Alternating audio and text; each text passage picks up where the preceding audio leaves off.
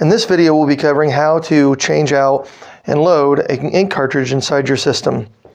Begin by opening the door, simply finding the ink that you need, press, and the spring loads out, pull.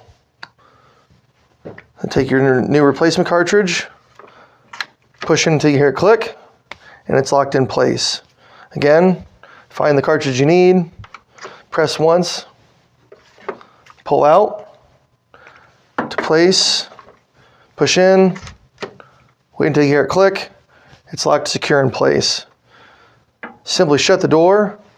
You may see on your computer inside your Windows utility that it says ink initializing. Just wait until that says ready and you are off and ready to go.